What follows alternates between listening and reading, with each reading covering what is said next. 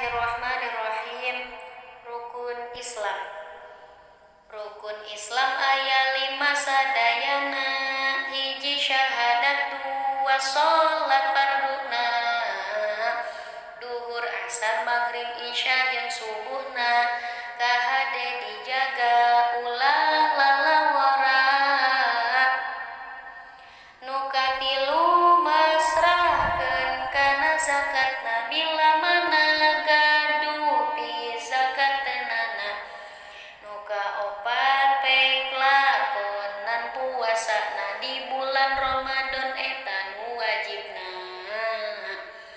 Kalimana munggah